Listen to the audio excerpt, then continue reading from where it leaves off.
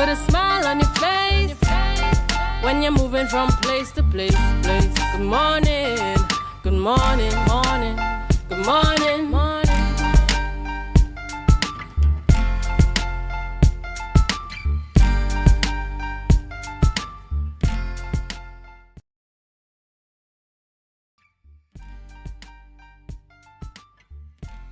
Good morning and welcome to the morning show here on Tobago Updates Television. It is Thursday, 3rd April 2025, and we're coming to you live from the Port Mall here in Scarborough, Tobago. I am Adana Kumbi, and this is the day that the Lord has made. We will rejoice and be glad in it. Good morning, and my name is Akinlabi Holder, and welcome to April. This is the first time that we are seeing you all for the month of April, a new month and a new month to celebrate and give God thanks and praise and glory for. And we are excited for the kind of discussions that we're going to be having this morning, Adana. Yes, that's right. And not only is it the first day in April, I mean, we just came out of a long weekend. I mean, yes. I know yesterday was the first working day for the week, but it's the first time of yours has seen us. You know, what was the weekend like for you, Akinlabi? What did you get up to? What did you do? What did you hear about? Who party or crash? No, I didn't crash any parties. This weekend I spent a lot of time at home doing a lot of work at home, you know, some things that I had to catch up on. Right. Because I've been very busy over the past couple of weeks. So it was a nice relaxing weekend, nice long weekend to get some work in and get some things completed around the house. I'm happy to hear it. I'm happy to hear it. I too was, you know, able to do a lot of things around the house, you know, yard work and people yard work. You know, I got my hands in there. And you know, as you know, the birthday was last week, so the celebration it extended into the weekend, and I'm very thankful for life and the people who are around me to help me celebrate the gift that God has given all of us, which is a life. And like as Akinlabi said, of course, we'll be having a lot of interesting conversations this morning, and we do hope that you could stay with us throughout all of it as we bring the details to you, as we get you in the know to be a part of what's happening right here on the island of Tobago and how it impacts my life, your life, and all of our lives here on the island. But of course, before we get into those conversations, we head on over to the news in 90 seconds. Thank you, Adana. Here is your news in 90 seconds for Thursday, April 3rd, 2025. The Tobago Festivals Commission CEO Kern Cowan has announced that Buju Banton will no longer perform at the Tobago Rhythm and Blues Festival. Speaking at a press conference yesterday, Cowan shared the reason why Buju Banton cancelled and shared a video message from Buju, who apologized and expressed gratitude for the support, promising to make it up to fans. Cowan also apologized to Tobagonians and ticket holders and assured refunds will start from April 7th. Despite this, Stephen Marley, son of Bob Marley, will replace Buju Banton for Fusion Night on April 20th at Parade Grounds in Bacalet. Cowan remains optimistic about a strong turnout.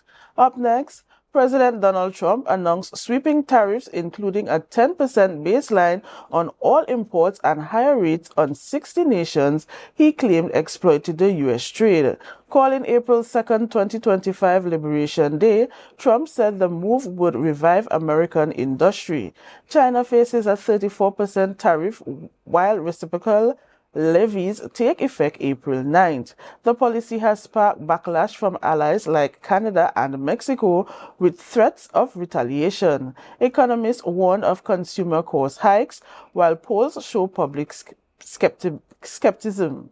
Despite political risks, Trump insists tariffs will boost jobs, manufacturing, and economic growth. And finally, the UK government will raise visa fees for applications made outside the UK starting April 9th, with increases ranging from £4 to £96. This follows the recent requirement of TNT nationals to obtain visas for UK travel. British High Commissioner John Dean confirmed a 6-week transition period until April 23rd for those with pre-approved electronic travel authorizations.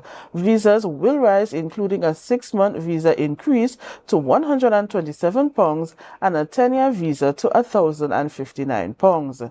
TNT's Foreign Affairs Minister Amy Brown is seeking clarification on these changes. And that was your news in 90 seconds. Thank you, Bianna, for our news there in 90 seconds. And of course, so many interesting topics in the news to discuss this morning. But I want to start off by staying right here at home in Tobago. The announcement came yesterday from the CEO of Tobago Festivals Commissions Limited about the change in the lineup of the artists. Well, one main artist, Mr. Mark Myrie Bujubanton, performing at the Rhythm and Soul event.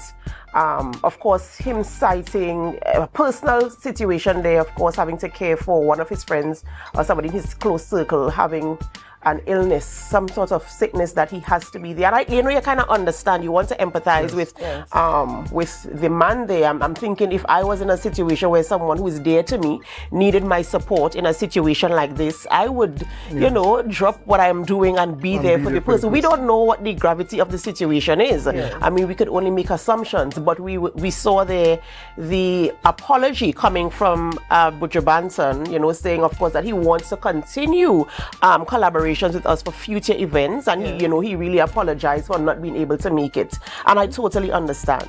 But of course, social media came out. Yes.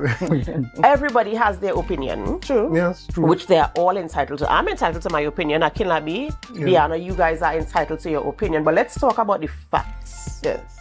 The facts are, and this is what we know based on what Mr. Cowan said at the press conference yesterday, and also the apology coming from Mr. Myrie. Yes.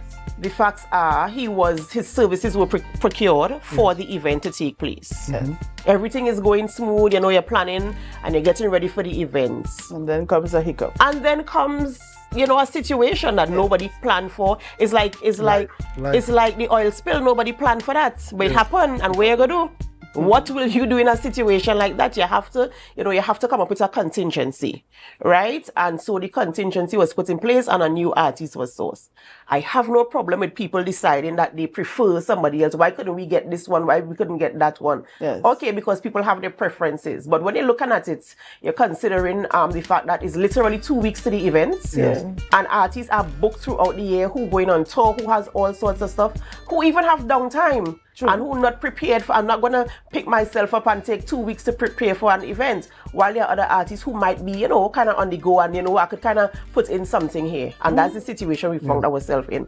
I want us to come up, I really want us to talk about the situation as it is right now, and the things that have been circulating on the social media spaces, and what people have been saying about what is happening. Akinlabi, what are your thoughts in terms of the situation, and of course the feedback from the general public? Well, I think that the situation is genuinely unfortunate. I know persons would have been really looking forward to seeing Mr. Banton perform, and a lot of persons would have stated on social media that he was the sole reason that they were coming to the festival in the first place.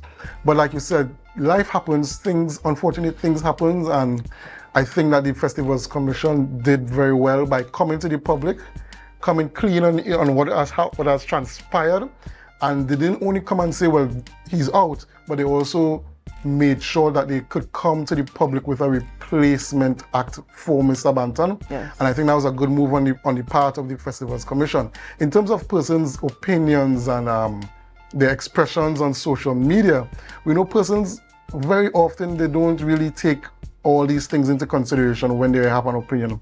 A lot of persons, they buy the ticket for Bujubanton, they want to see Bujubanton. They don't care what's going on in Bujubanton life, they don't care what's happening otherwise to stop him from attending. They just want what they want.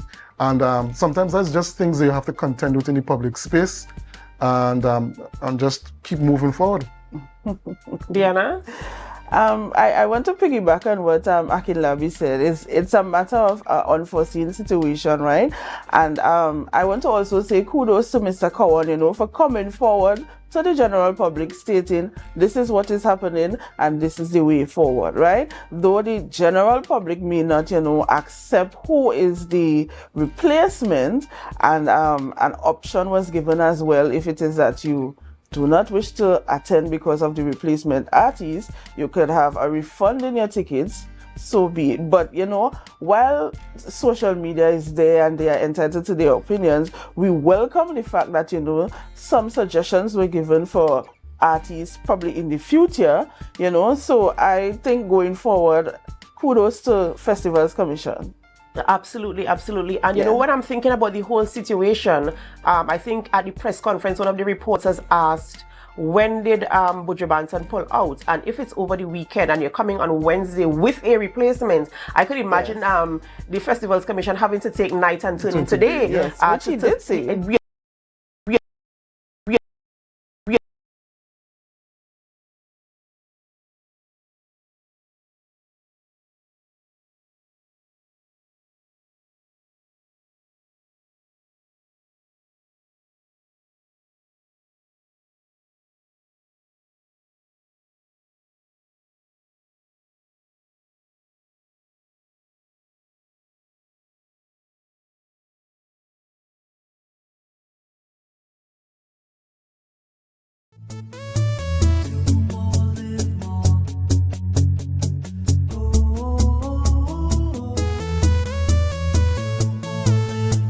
This is how it's gonna go.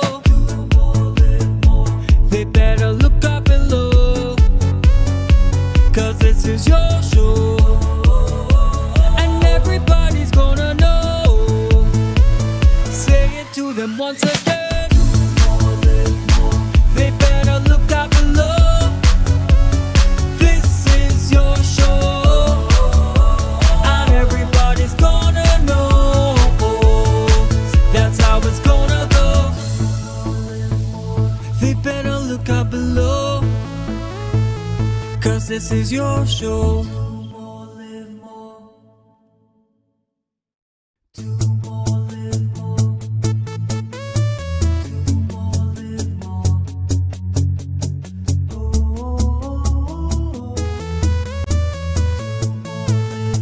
This is how it's gonna go. They better look up below, 'cause this is your show, and everybody's gonna know. Say it to them once again. They better look up below.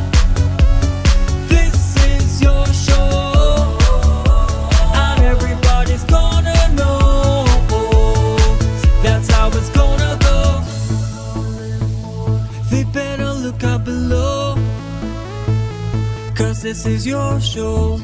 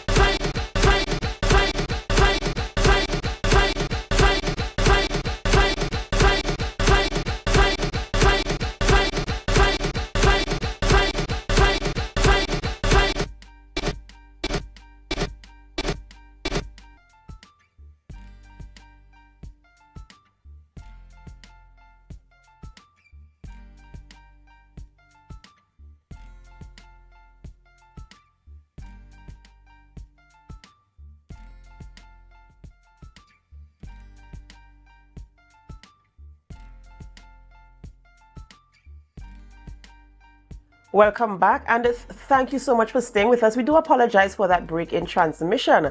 Before we had that interruption, we were talking about the Rhythm and Soul event being hosted by the Tobago Festivals Commission, and of course we were talking about the fact that they were quick on the draw to ensure that there's somebody to replace Buju Banton, in as much as everybody might not be satisfied with or pleased with the replacement. As Biana was mentioning, the opportunities there for the refund. Mr. Cowan did say that you can go back to the ticket outlets to get your refund. Yes. I'm not sure what's going to be put in place for persons who purchase online, but I'm certain if you want a refund, something will be put in place. But let us be thankful for what we have, and I don't want us to miss the forest for the trees here.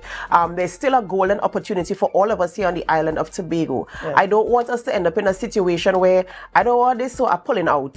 It's fine, it's your money, you can do if you don't want to attend the events, but let us remember that the events really are put to build the economy of Tobago, to put Tobago on the map, and also to improve the Tobago tourism product. Yes. Let us see it as that. Let us see us all together as one, and let us come together. I like the fact that people were putting forward ideas for other artists. Are there other events that will be held on the island? We can consider those artists as well. So now you kind of have an idea as who people really like, what they're looking forward to. So those people will be in the pool of persons we will draw from for future events. So let us remember, we're in this together, and we're going to build Tobago together. We're going to have a good time for the season, and we will participate and attend the events that we like, and those that we're not too keen on, we will view from our devices at home, as we usually do. Quickly, before we move on to our birthdays, I just want to touch a little bit on the UK situation with the visa, the visa fees, which are astronomical.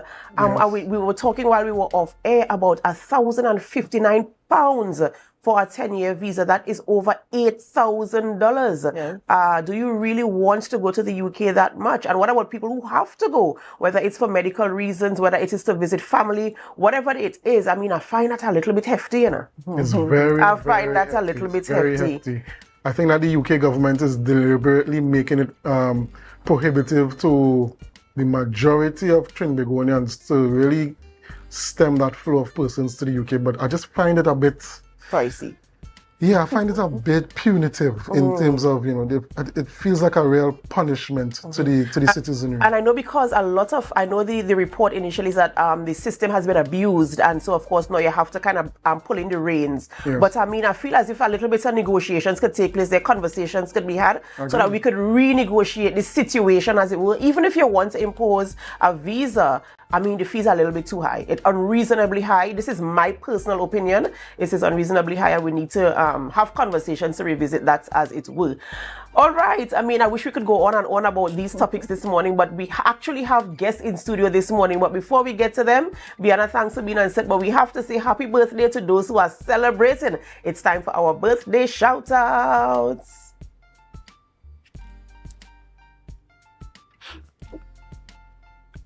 All right, this morning we're saying happy birthday. You know, we like to say happy birthday on Tobago Updates Television. So Jillian Thomas, we're saying happy birthday to you. We're saying it big and we're saying it loud. Happy birthday to you. We do pray God's blessings upon your life, and we do hope that you have a wonderful and amazing birthday today.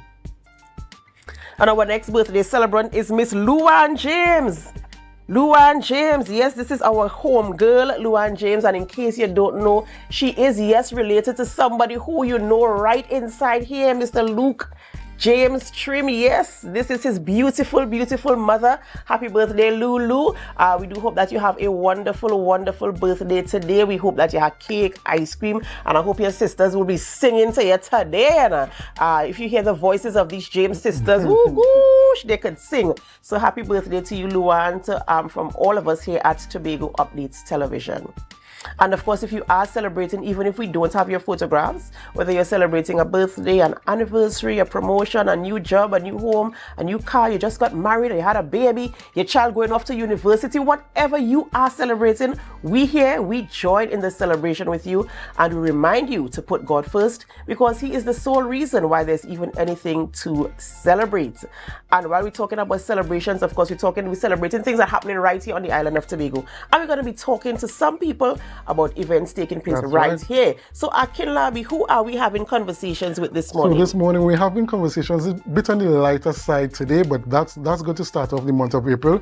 First up, we're going to have Miss Darian Phillips, and she's a fashion designer, and she's coming to speak about her offerings for the Tobago Fashion Coda event. And then after that, we have Mr. Quincy Trim and Mr. Jason Julian. Mr. Julian, who is the Deputy CEO of Business Generation, and Quincy Trim will be the feature speaker at the Advance, Succeed, Persevere, Innovate, Readiness and Evolve event, the Aspire event. And our last guest for today will be Mr. Keelan Whitlock. He is also a fashion designer, and he's also coming in to speak about his offerings for the Tobago Fashion Coda event. That's right. We have talent right here on the island of Tobago, and we're doing things big. And so we're going to have conversations with those persons in studio this morning. We do hope that you could stay with us, whether you're viewing on our Facebook live stream or on our YouTube channel, on AMPLIA 102 or Flow 121 or 130. This is your opportunity to help us. Share the live, share the live, share the live. We'll be right back.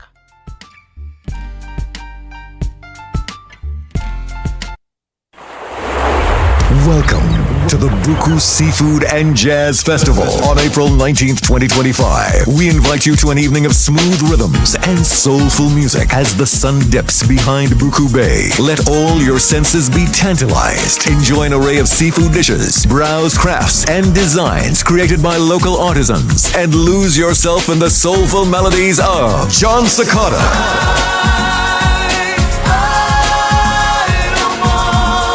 Brian McKnight, It's undeniable that we should be together. Bonnet Bigford, When the lightning crack the waters and the waves roll and break. Mikal Teja, Else I go, without you, my side. and the best of Tobago's talent. Get your physical tickets now. Tickets are also available online at islandetickets.com. Visit TobagoFestivalsCommission.com for more info or call 639-4441. The Buku Seafood and Jazz Festival, April 19th at Buku Integrated Facility. Tobago Rhythm and Soul Festival 2025. Feel the beat. Embrace the calm.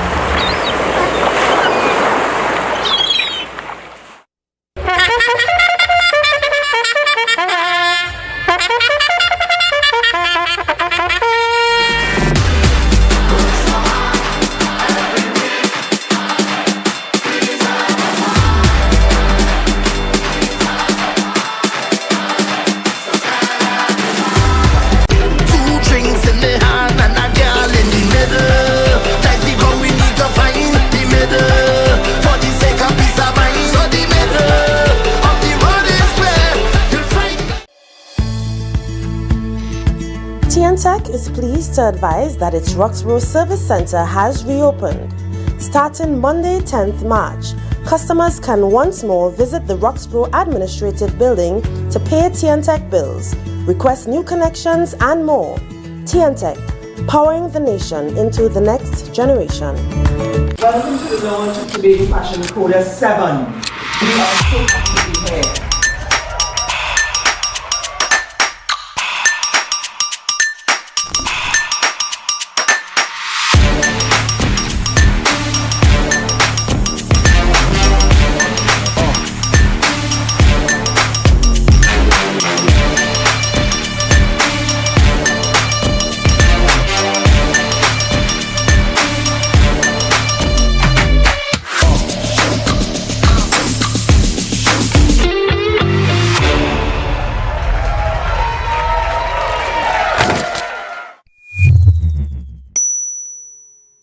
It's a different type of thing down there. And we party till we drop down there.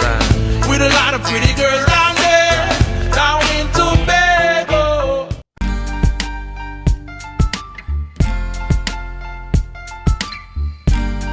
Put a smile on your face when you're moving from place to place. Good morning, good morning, morning, good morning, morning. Good morning, viewers, and welcome back to the Tobago Updates Morning Show. And we have in studio with us today a renowned Tobago designer, Miss Darian Phillips, and she's here to speak to us about Tobago Fashion Coda. Good morning, Miss. The scenes and here I am. So is it that they reached out to you or you reached out to them? Yes, no, they reached out to me. I would have formed a connection with Mr. Richard Young, Right. who is the director of the fashion show segment. And because I go to a fashion show in Trinidad that he directs, and he would have reached out to me, making sure that I was interested before he spoke to the actual coordinator, Mr. Grant. And then we had the conversation, and here we are. Okay, so I can see that you're very excited about this I show. really am. Okay, and just tell us what can persons expect? What can the fans of Darian Phillips expect from you for Tobago Fashion Coda? All right, so Euphoric Designs will be doing a full swimwear collection. I have never done a full swimwear collection. I would have had pieces, like 1 or 2 pieces in between collections with swimwear, but this one is just gonna be full-blown swimwear. So Monday wear kind of vibe, Right. actual swimwear that you could go into the beach and not be afraid of your parts showing and all of those things. Yeah, so. Okay, and I see that you said that you're involved, you're excited about the show, you're excited about the event, but persons who really want to attend this event, how could they get tickets, that kind of whatever, their outlets where they could get tickets so that they could see Darian's swimwear collection? Right, so we have tickets in Tobago and Trinidad and online. In Tobago, you can get it at Magdalena, Renmas, Barcode, Progressive Power. In Trinidad is Eclipse Live, Claudia Pegas, and well, of course, online, Island e-tickets. Okay, all right, thank you. Yeah. So we're going back to Fashion Coda now. As a designer in Tobago, how important is it to have events like Tobago Fashion Coda within the space on the island? You know, I really appreciate this question because I always get to show how passionate I am and how excited, how freeing it is to be a designer that is able to present a collection. Because when you're a designer and creating pieces for persons, you're kind of put in a box. Yeah. But when you have the opportunity to create a collection that speaks to you or that speaks to your brand or whatever you might be going through at the time, the freedom is there, the love, it comes out, the passion, it comes out, you know. The time that I would take to create these pieces would be late in the night after my son is in bed, because that is my me time. Yes. You know, parents might want to go in the toilet and teeth a little snack and eat and that kind of that's my thing, you know. So after he's in bed, I would take the time. I might be up till 12, 1 o'clock, and I'm just getting my work done, and I'm not feeling tired. Because I'm genuinely enjoying the process, you know. You realize, oh, this is not gonna fit how you want it to fit, so you rip it out and you do it over and that kind of thing. All of those things are a lot more exciting when you have to do it for your collection as opposed to when you have to do it for somebody. So you're talking about doing the work late at night, and I want to just tap into what your creative process looks like. Persons know you more for African infused pieces. For this swimwear collection, can persons expect that, or are you going outside of the box? Tell us what your creative process sort of was like for this collection that is coming up. Because the Euphoric Designs is all about how I feel, right? The reason I chose the name Euphoric Designs is because I feel a sense of euphoria when I'm creating. Right. And so I'm trying to. Well, not trying to. That's basically what the collection would be about. It's not fully African. The fabric choice, I wouldn't consider it African, but it is vibrant. It speaks to Darian. Right. You know? So actually for this one, it is, can I call it a wing it situation? Right. Because I actually was called after most of the designers. I was not the initial one of the initial designers for the show. But when I got the initial call and the request that swimwear is one of the collections that they might be most interested in, it was just about making sure that Darian speaks through the pieces. Yeah. So that euphoric feeling that, should come through the pieces. The vibrant colors. Right. A lot of skin.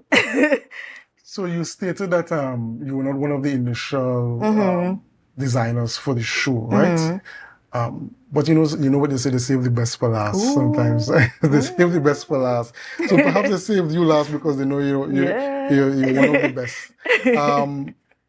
But does that impact you in any sort of way? Being called, I don't want to say last minute, but perhaps having a shorter time than you would have liked to prepare the pieces. Does that impact on you in any kind of way? Does it? It might, because I would have already had orders. It's a busy weekend. Yes. It's a busy weekend. So I would have already had orders in place probably from since March or beyond. January, to be very honest. Right? But when you love what you do, you just get it done. Right. Sleepless nights. Yeah. All right, so late nights and early mornings. Okay, so as we wrap up, just tell the persons once again where they could get tickets to come out to see Darian Phillips and Euphoric Designs on the night of the 18th for the Tobago Fashion Coda event. Right, so the Tobago Fashion Coda will be held on the 18th of April from 5 p.m. This is an all-inclusive event, so you're getting your food, you're getting your drinks, you're getting everything. Mr. Grant teased you up a little bit and with a red carpet, so you're feeling like royalty when you're walking in. Right. So come out in your dandan, come out for your dandan. You can get tickets at the Magdalena Grand, you can get tickets online, you can get tickets at Barcode, at Renmars, and at Progressive Power. Come and see Euphoric Designs.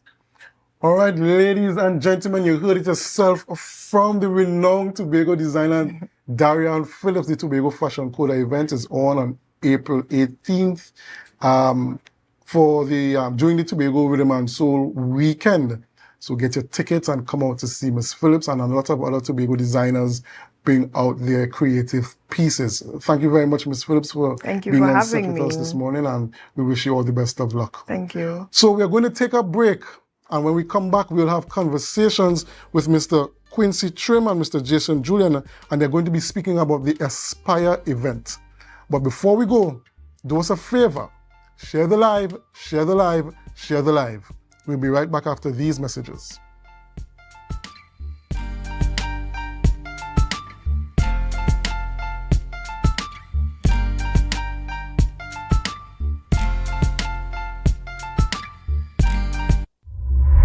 You've heard a voice on the radio, seen her in your worship, and have sung her songs during your time of praise. Sinesh. Everybody now, let's go! Sinesh comes to Tobago for Melodies from Heaven on April 17th. The Shore Park Complex alights with praise and worship from 6 p.m. for Melodies from Heaven featuring Sinesh. I shall not want the Lord has Samuel Maydess. I can't be the only one who's excited to call your name. Positive. Me never could have changed my mind. Blessed Messenger. The blood of Jesus over your family. Renee Fortune and many more.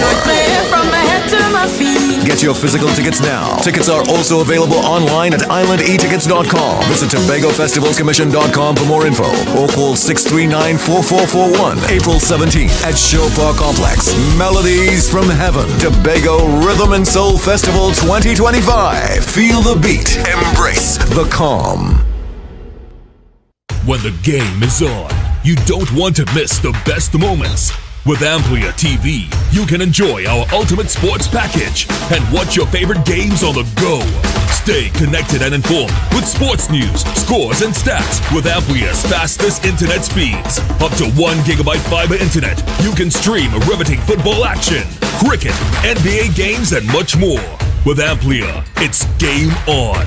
Visit amplia.co.tt or call 800-4663. AMPLIA. Do more, live more.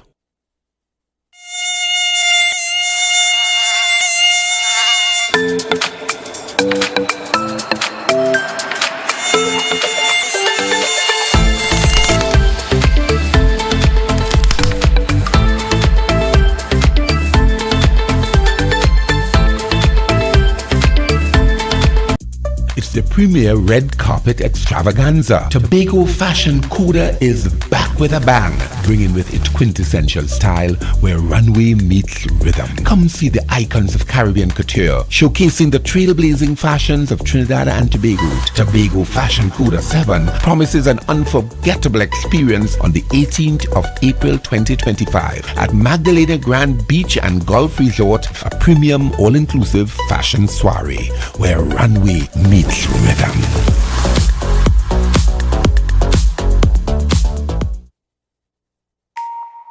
Want to get better? Where to start? What kind of exercise to do? What to eat? How to get restful sleep? Need a doctor to search for root cause? Look no further. Come to Majuba Hill Lifestyle Center Foundation at our Wellness Center in Goodwood, or Food Hub in Darrow Springs, Scarborough, or Doctor's Office in Goodwood and Darrow Spring. Contact 49 Swift 4979 438. Coconut's Cafe, the buffet restaurant that specializes in all your tasty local dishes. For breakfast and for lunch. Breakfast includes coconut bake and sada roti, served with chokers, bull joil, and sausages in tomato sauce. Not forgetting beef and cheese pies, shepherd's pie, macaroni pie, and rice in various styles. Meat served in a variety of flavors, garden salads, and pasta salads. All this accompanied by fruit juices, coconut water, your choice of a great combination to appease your taste buds. So call us today to order, as we are here to accommodate your busy schedules or if you are having a cooking day off. TNTech is pleased to advise that its Roxborough Service Center has reopened. Starting Monday, 10th March, customers can once more visit the Roxborough Administrative Building to pay TNTech bills, request new connections, and more. TNTech, powering the nation into the next generation.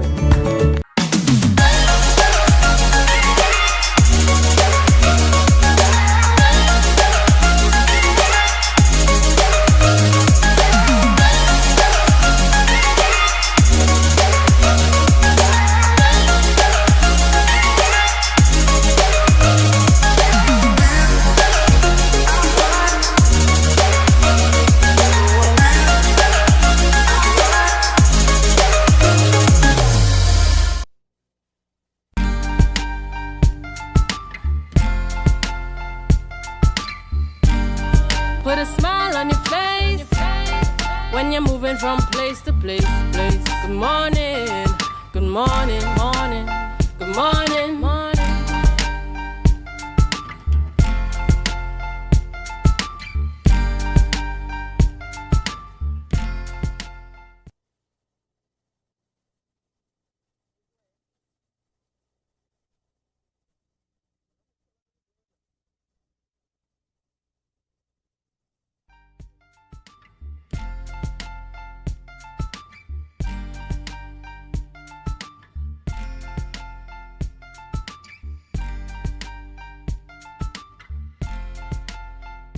Welcome back to the morning show here on Tobago Updates Television, and thank you so much for staying with us. Before we get into it, there is a photo of the day sent in by Jason Drysdale. Can you guess where this photo was taken? In beautiful Tobago? Yes, this is on some part of the island, and this photo was taken on the best day of the year. If you look at the bottom, you'll see the date the photo was taken. Mark that date in your calendar. It will come back around next year. Yes, it was sent in by Jason Drysdale. Can you figure out where this photo was taken?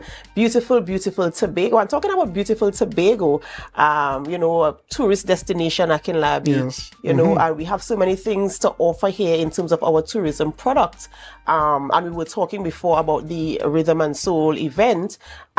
Just things that will boost our economy and attract tourists to our island. And I want to go back to the news this morning where Biana was talking about, it's in the news, the tariffs that we're going to be attracting from the US. Impose is the correct word actually. That 10% tariff.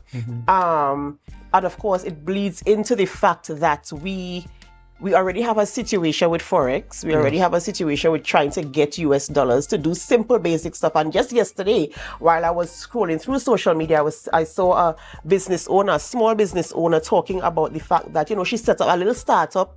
And of course, you're going to need to have like stuff on the back end in terms of your website, how you're going to collect money from your clients, whether your clients are local or international.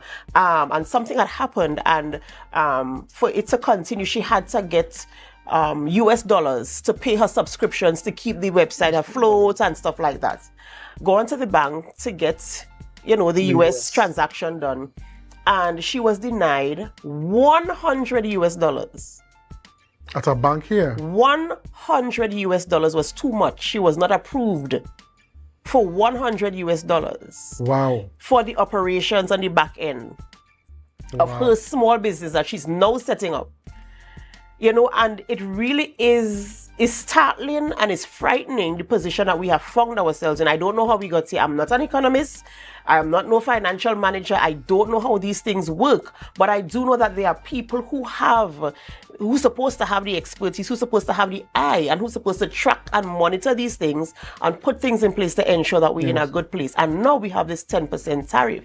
Which could really exacerbate the situation, because the tariffs will make our goods more expensive in the United States, and it could possibly make the goods more unappealing. And if the demand for the goods drop, then our access to Forex could also be reduced, and that could make the situation even worse. So maybe we might end up, that person might go back for $50 and can't get. That is very frightening, because how do we do commerce? You know, it really is a scary situation to be in. And as I said, I don't know how to get out of it. I can't make any recommendations. But, you know, there's a point where we have to rise up and cause people to be accountable. You have to be accountable. Explain to me as the layman, explain to me as somebody who I don't have a handle on these things. I need to understand how this works, and I need to understand how did we end up here, and what are the plans? What is the strategy to get us out? And also the time span, because you could come and tell me, okay, so this is the plan, how are we going to get out? And I'm hoping by tomorrow this plan could be executed. You know, but so you need to give me a timeline. Let me know how we ended up here and what we're going to do to get out of this realistic strategy. Because sometimes we come up with some, you know, fly in the sky sort of situations, and it doesn't work out. So what do we do to get out of this situation, Akilabi? I mean, it really is frightening. It is. I think one of the things we may have to do is, it's possible, it may be possible for some products to look for new markets. For other products, it might not be that possible, especially if we're selling petrochemicals to the United States or something like that. It might not be very easy to find a new market to sell petrochemical products to. But we have to figure something out as a country, because we can't keep going like this. It's very interesting times under Trump administration.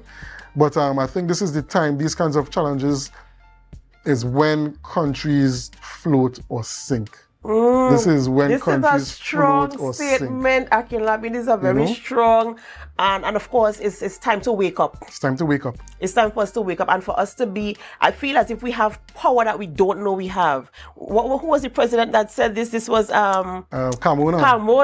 You know, he said, the powers that you think I have, I don't have, and the powers you think I don't have, I do. Yes. And I feel we have powers that we don't know we have, or we don't know how to use effectively to make the kind of change that we need to change. I mean, I can't make the changes there, y'all. I'm sitting here, but I know that the people who have the authority to so do, we need to really have serious conversations, and we really need to put our feet down. We really need to collaborate, come to the drawing board and figure out how do we, who sang this song? Captain.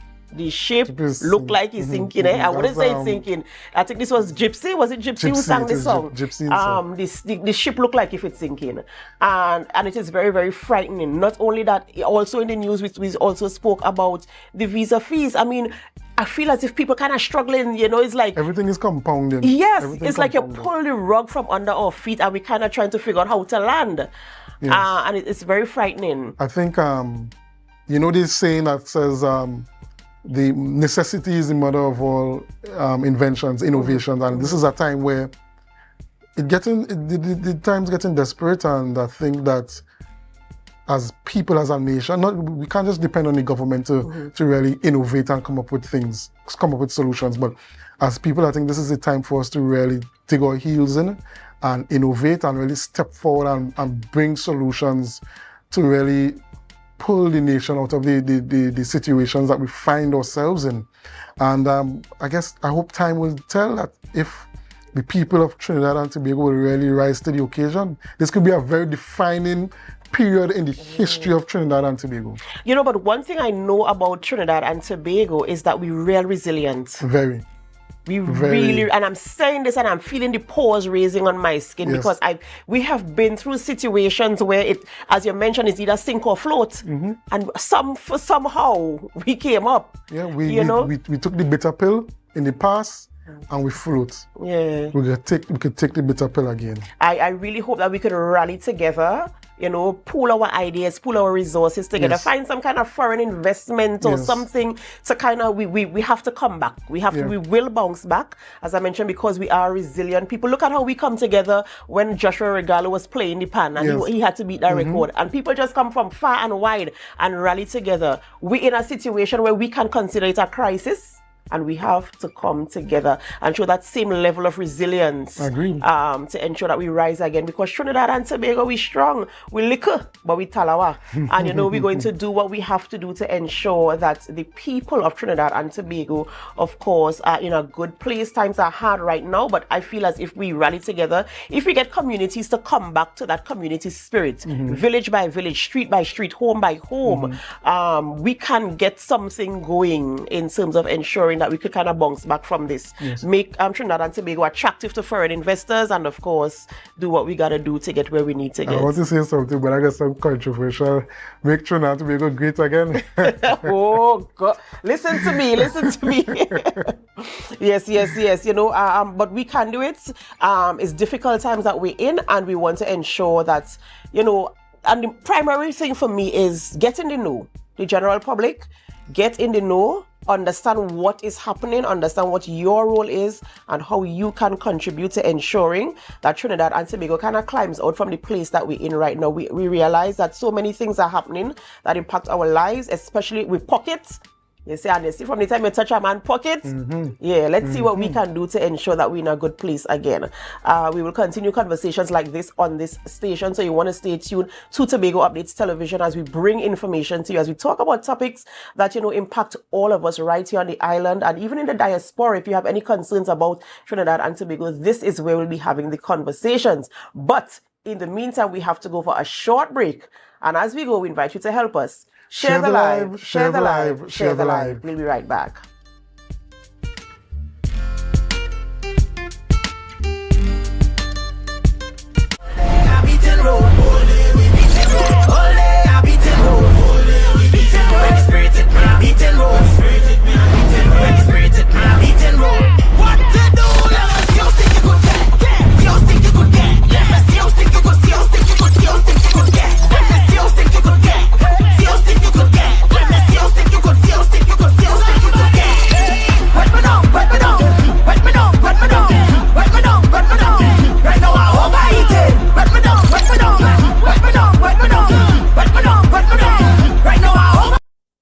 Guys, there are some new developments in housing in Tobago, so it's goat racing time. This is 116, the show that keeps you in the know with all things Tobago House of Assembly. Each week, 116 delivers a fun and engaging overview of the latest developments, achievements, activities, and events of our dynamic assembly. So join me. Let's dive into the Tobago House of Assembly's Week in Review right here on 116.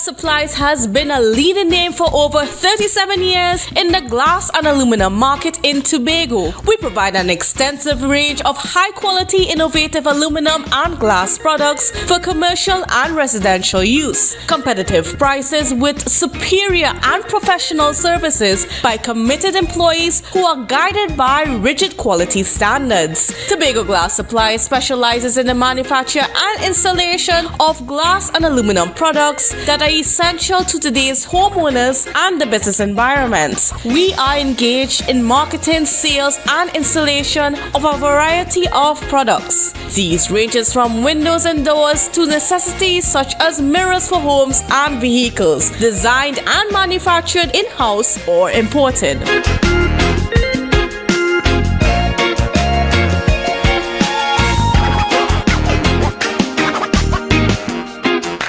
MI4 Security Services Company is the most advanced security service in Tobago. Ask about our cash and transit service. It's safe, risk-free, reliable, and timely.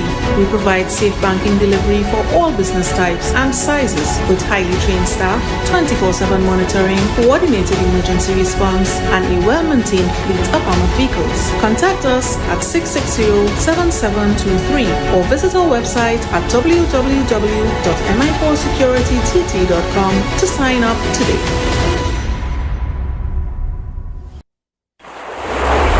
Welcome to the Buku Seafood and Jazz Festival on April 19th, 2025. We invite you to an evening of smooth rhythms and soulful music as the sun dips behind Buku Bay. Let all your senses be tantalized. Enjoy an array of seafood dishes, browse crafts and designs created by local artisans, and lose yourself in the soulful melodies of John Sakata,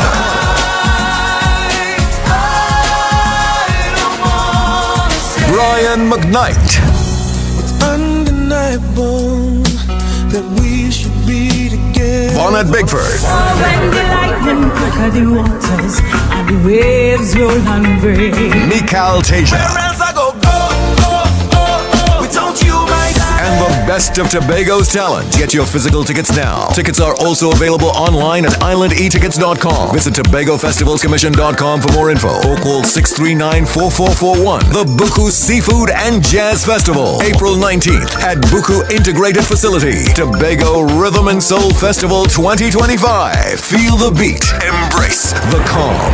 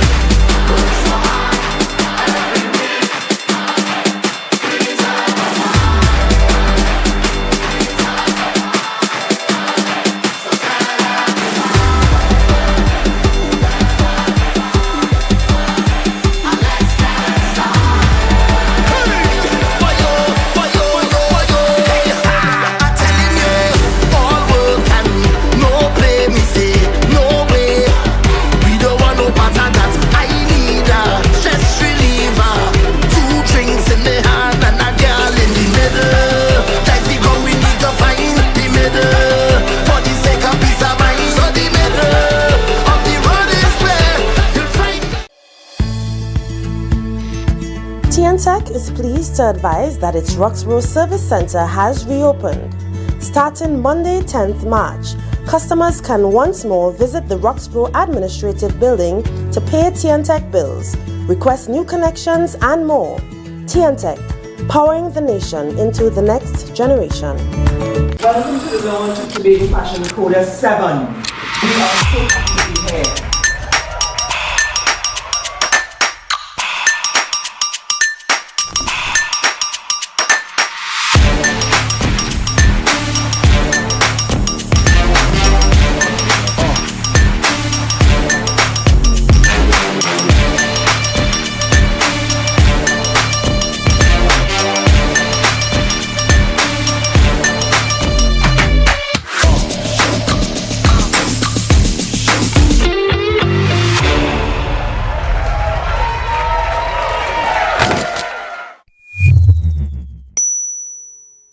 It's a different type of thing down there. And we party till we drop down there. With a lot of pretty girls down there. Down in Tobago.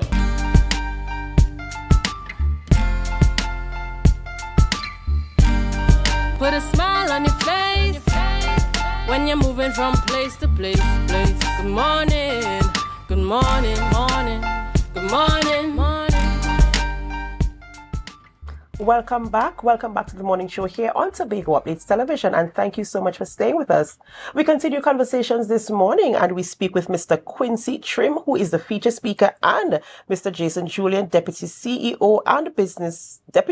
Business Generation, as we speak about Aspire. Aspire, advance, succeed, persevere, innovate, readiness, and evolve. Good morning, gentlemen, and welcome. Good morning. Yeah, hi, good morning, good morning, good morning. Of course, a pleasure to have you here in studio with us this morning. And we're talking about Aspire, an event for young men. And I want to get into exactly what is Aspire, because, I mean, our viewers might be wondering, what exactly are we talking about? What is it about, and what can participants expect to benefit or to gain by participating in this event?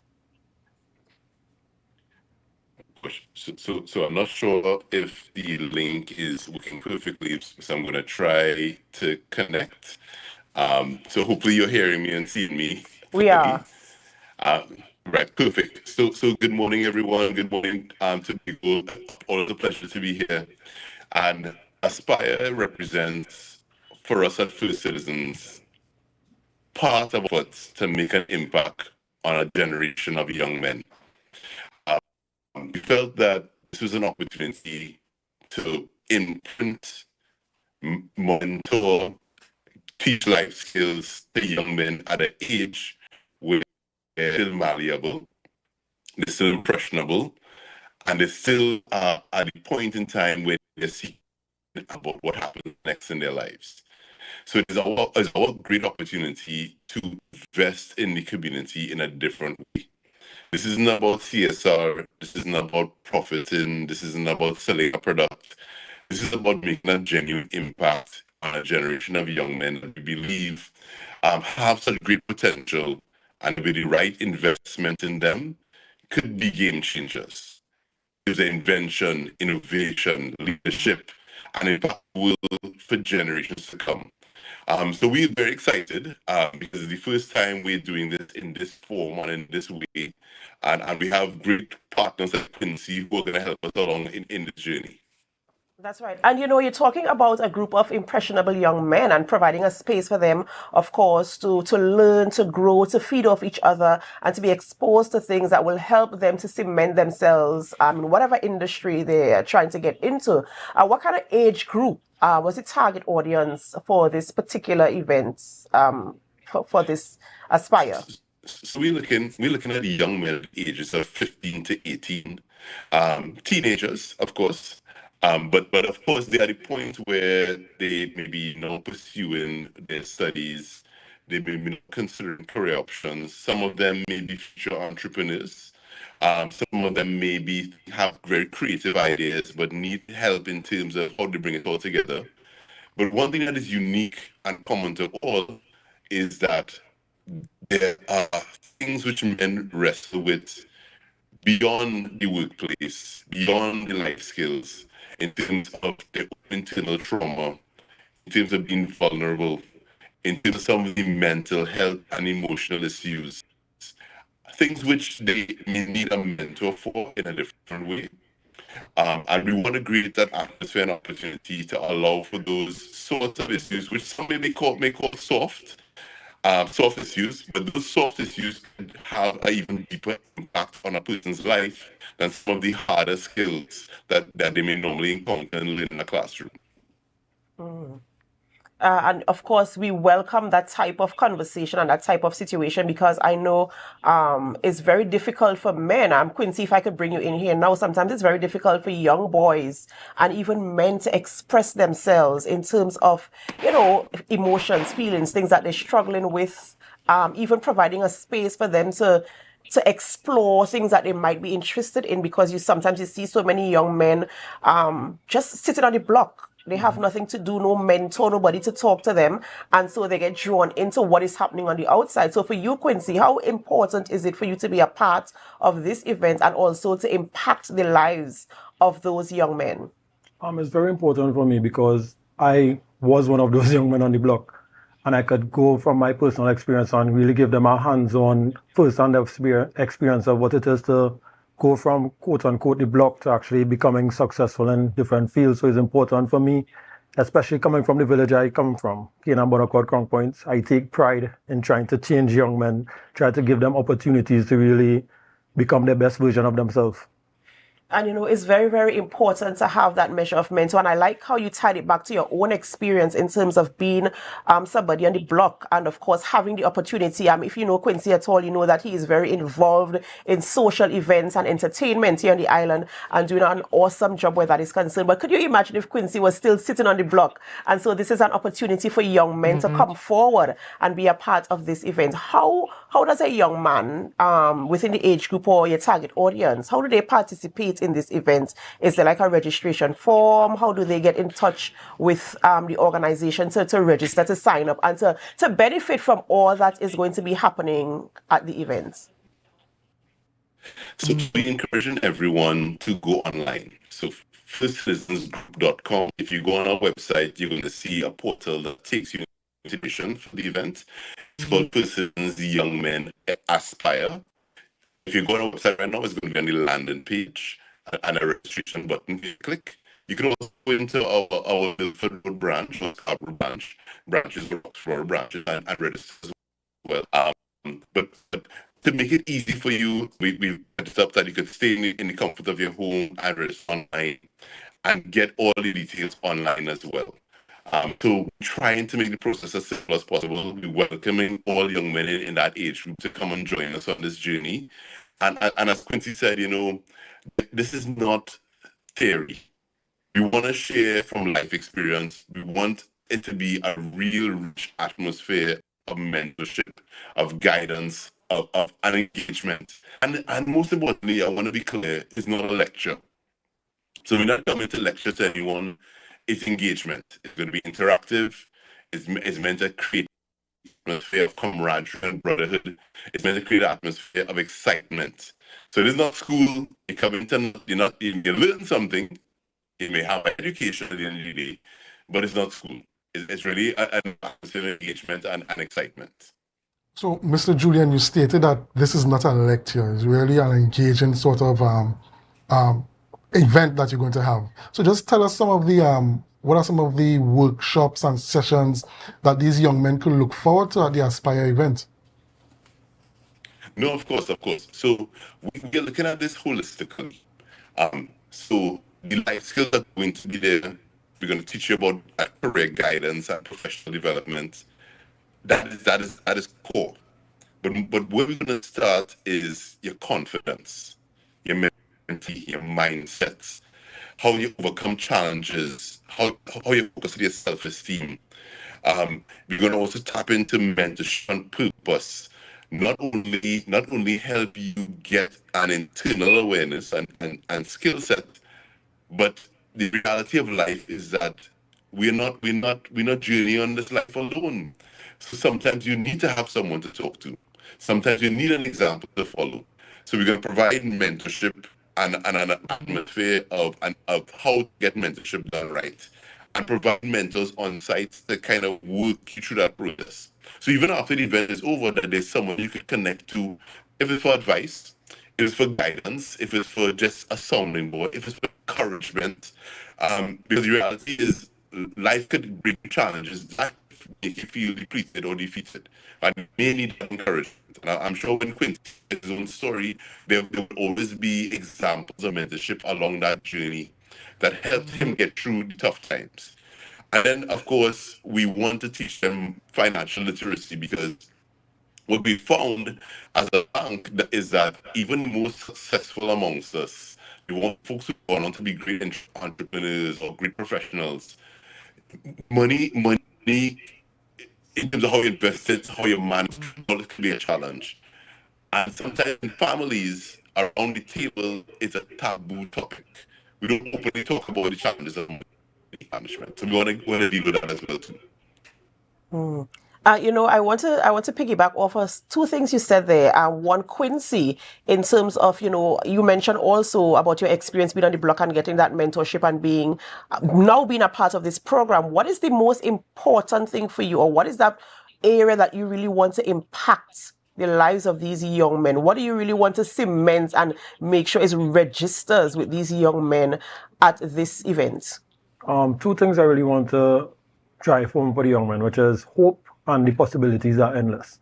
So hope, because sometimes as young men you feel a little pressured, especially in that age group. You're going to do CXC, you're going to do CAPE.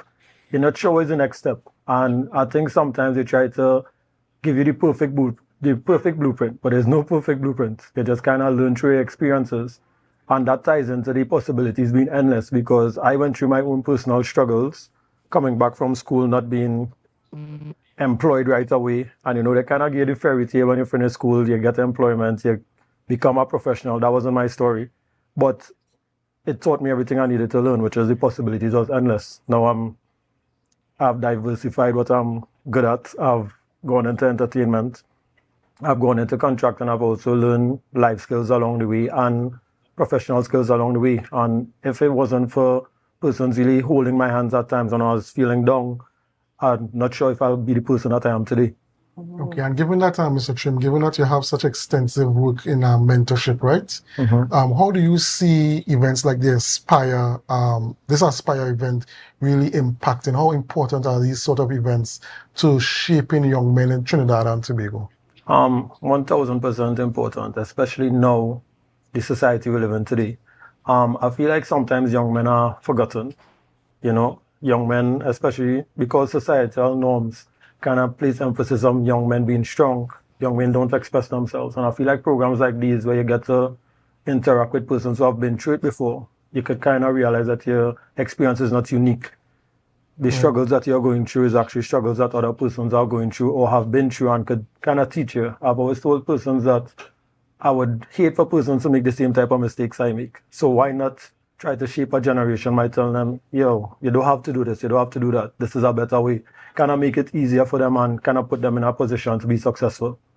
And I'm talking about that in terms of after this program has ended, what next? How do you intend to, Mr. Julian, this is for you, how do you intend to continue the conversation? How do you intend to continue to provide that measure of support and even follow up for the participants and other persons in communities across Trinidad and Tobago to ensure that they too have opportunities, that they too can see that same hope and that the possibilities are endless? No, that's an excellent question. And that is why we took so long to get to this point. So this event has been years in the making. It takes a while trying to get it right in terms of content, in terms of the right partners to join us for this journey, in terms of trying to make sure we understood what we wanted to discuss in the room on the day. And trying to get the biggest catchment we can with the resources that we have. What happens next is something that I want to say is evolving. And why I say that is that because our intention is to have an impact and meaningful impact, we ourselves are being adaptable to what we're going to learn from this process. So our intention is to continue to invest in these young men, to have the mentors in the first instance available to them. But the truth is, we also believe in endless possibilities. So even coming out to this event, we are excited to see how do we shape the next wave of interaction. Because the next wave will depend on what we learn in this first wave. So we've given ourselves some flexibility in terms of, as we learn with the young men on this day, some things we'll get right, some things we may have to adapt, some things we may have to pivot, some things we may have to listen. So we put ourselves in a place of let's listen to what they are saying, what their needs are, and what may be most important or most critical at this point in time. And putting ourselves in a process of going to listen, it will then determine where we prioritize our next wave of effort and resources. So we also decided to evolve with the young men on this journey, because we don't want to presume that we know all that is best. But definitely, our intention is to continue investing in this and to have mentors available to them and to continue to make an impact in their lives. Okay, Mr. Trim, this question I'm posing is for you. Given that you've been doing this mentorship work for an extended period of time, what did it feel like? How did it impact you? What did it feel like, rather, to have First Citizens reach out to you to do such significant work in the Tobago space to work alongside this Aspire project? So programs like these now get me excited. To be honest with you all, at first I was a little nervous because yes, I'm accustomed doing these workshops, yes, I'm accustomed giving these speeches, but for like a corporate organization like FCB to reach out to me, it was surprising. I was honored, and then it changed from nervous energy to excited energy because I love working with young men. I try to base everything that I do in business with young men, whether providing opportunity for them through professional development or even sports. So it really changed from nervous energy to excitement. I'm very happy to be a part of this program. It's not the first program that I've been a part of, and I feel like every program that I've kind of passed through kind of gives me more ammunition to succeed, or more ammunition to pass on information to the young men. So this Aspire program, this is the first year. I'm very happy to be part of the first year, and I'm hoping that I'll be part of it for the continuation, past just this date. And, of course, I do hope that persons, young men, of course, they register, not just young men, the parents, persons in the communities encourage young men wherever you are to register to be a part of this event so that they could reap the benefits as well. Based on what I'm hearing this morning, I really do believe that an impact can be made, and I really do want to wish this event a success and even a follow-up, the continuation.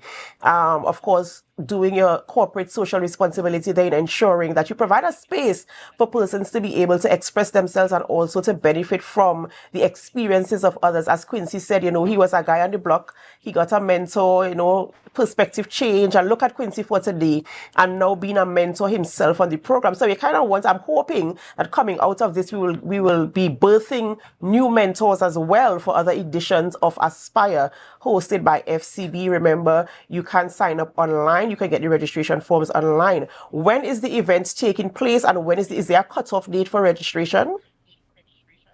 Right. So we carded for April the 16th in Tobago. We have registration live on open as we speak. We have a limited capacity.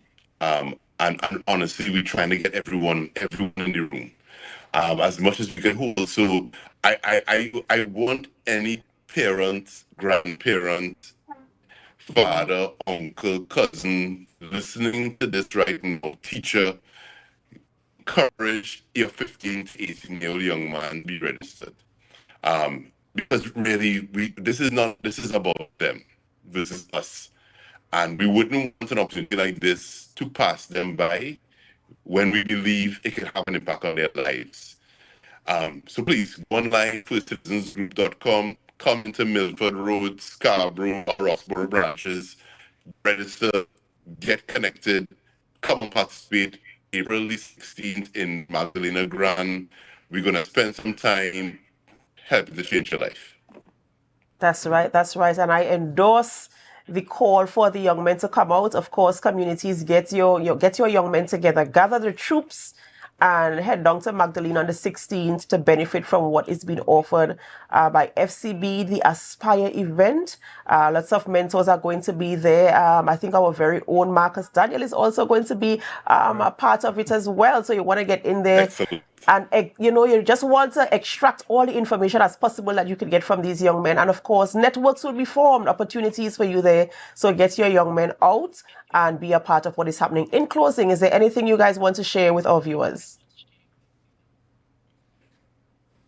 Well, I know we're going to leave Quincy with the last word, but I'll just say this, that this is the start.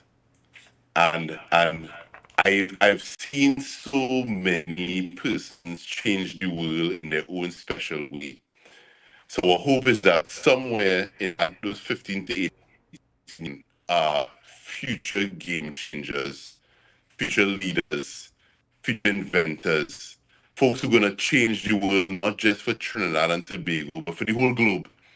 So please, the real benefit for us is person or two persons, but on the whole cohort, what they will do for years to come, and what this may have on the impact this may have on their lives. Okay, awesome. Quincy? Just want to make sure and reiterate that let the young men come out. Bring them out. Brothers, cousins, everyone come out. Programs like these are very important, very beneficial, not just for myself, because it's a forever learning experience. Come out, have first-hand experience with persons who would have gone through similar experience to you. This is very intimate. 100 persons is not a lot of persons, and that's the target that we have set. Come out, talk to persons like myself, talk to Marcus Daniel, talk to Darian Mitchell, talk to all the mentors, get your first-hand experience. Is really commendable what FCB is doing, and let us really take advantage of the opportunity. Thank you guys so much for coming this morning and giving that information, and of course inspiring hope and providing a place for young men where they can benefit from the experiences of others and get the tools they need, the life skills they need to ensure that they are on the right path. Ladies and gentlemen, we've been speaking with Mr. Quincy Trim and Mr. Jason Julian as we speak about FCB hosting the Aspire event, an event for young men between the ages of 15 to 18, taking place on April 16th right here in Tobago. This is where we have to end the morning show on Tobago Updates Television. But before we end, did you guess where the photo of the day was taken from? The photo of the day sent in by Jason Drysdale. I've been told it is at the Charlottesville beachfront. Did you guess it? Charlottesville beachfront, sent in today by Jason Drysdale. We thank you so much for that photo. Ladies and gentlemen, we have come to the end of the morning show, and we're so happy that you stayed with us throughout the entire programming. But this is not where we end today. We head on over to GMT with Candice Jackson. So stay with us, and as you stay, we invite you to help us share the live, share the live, share the live.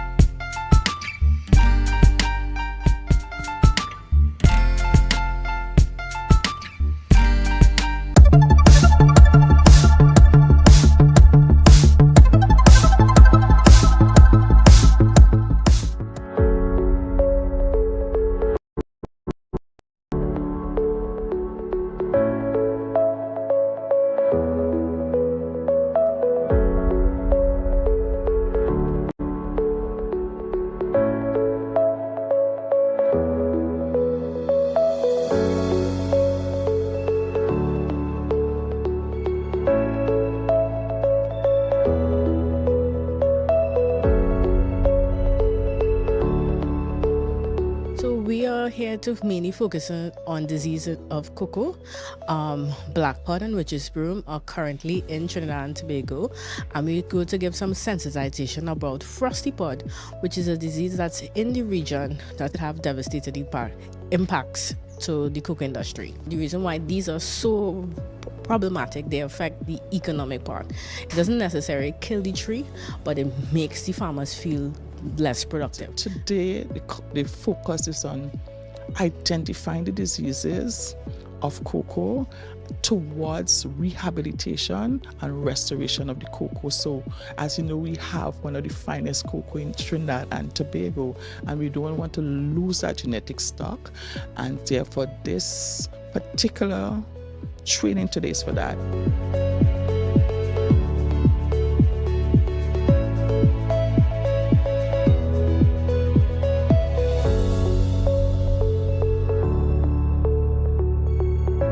I believe it's important to renew your information and to be up to date with what is taking place. And we learned that the frosty pod disease is just in our neighboring Venezuela, so we have to be on the lookout for that particular disease and to know what to do in the event that it gets here. So this workshop or training will help facilitate, refreshing the knowledge that officers have and putting things in place so we can get these cooperatives back up and running, back up at production, optimal production at that.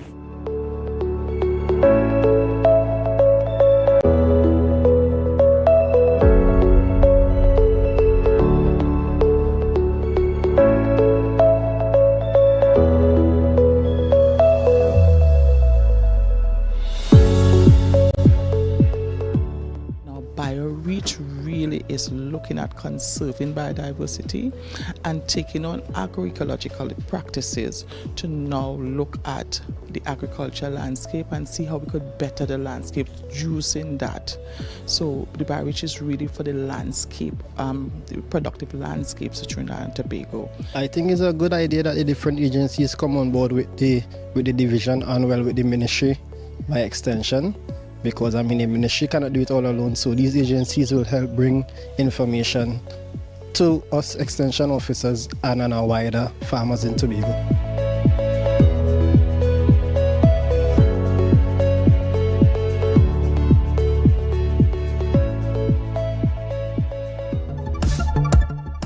That was a production of the Department of Information, Office of the Chief Secretary, Tobago House of Assembly.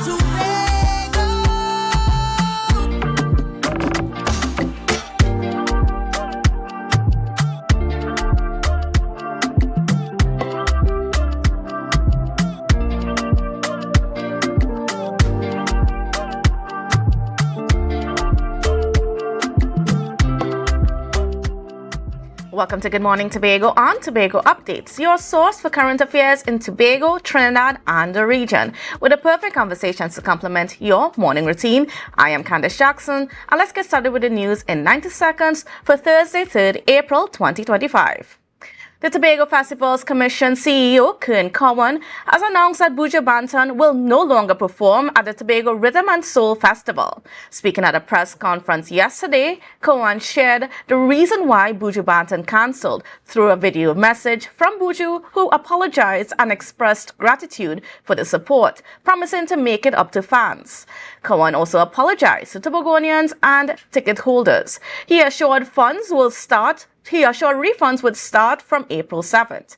Despite this, Stephen Marley, son of Bob Marley, will replace Buju Banton for Fusion Night on April 20th at the parade grounds in Bacolet. Cowan remains optimistic about a strong turnout. Meanwhile, the U.S. President Donald Trump announced sweeping tariffs, including a 10% baseline on all imports and higher rates on 60 countries he claims exploited the U.S. trade. This includes Trinidad and Tobago. Calling April 2nd, 2025, Liberation Day, Trump said the move would revive the American industry. China faces a 34% tariff, while reciprocal levies take effect on April 9th. The policy has sparked backlash from allies like Canada and Mexico with threats of retaliation. Economists warn of customer cost hikes, while polls show public skepticism. Despite political risks, Trump insists tariffs will boost jobs, manufacturing, and economic growth in the U.S.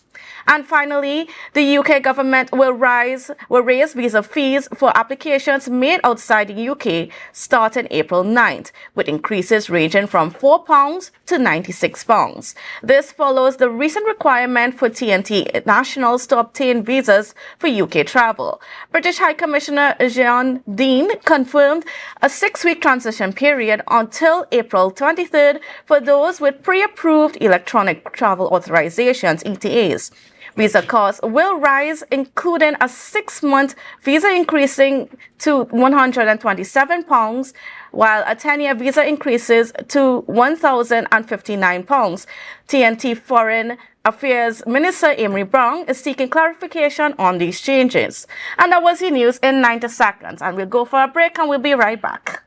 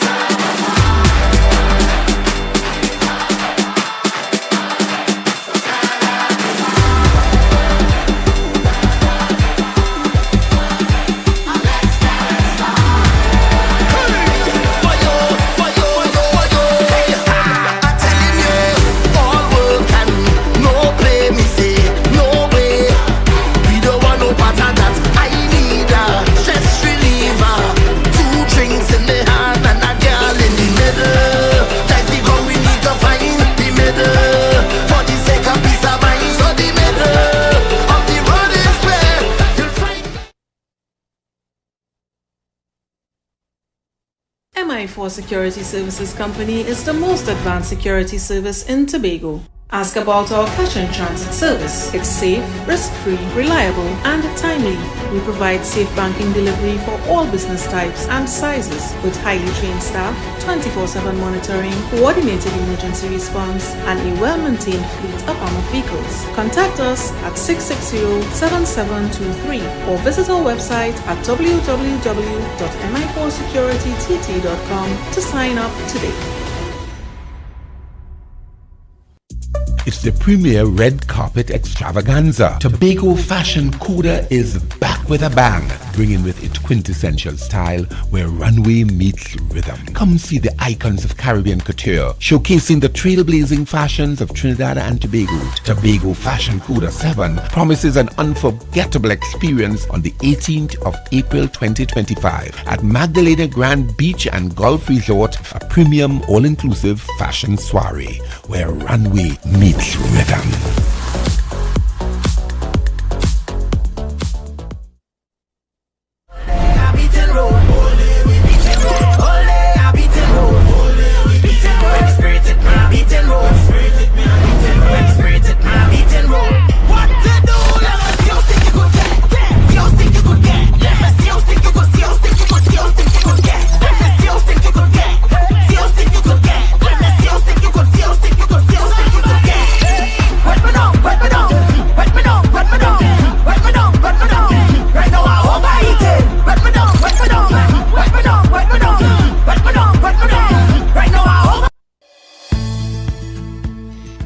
TNTech is pleased to advise that its Roxborough Service Center has reopened.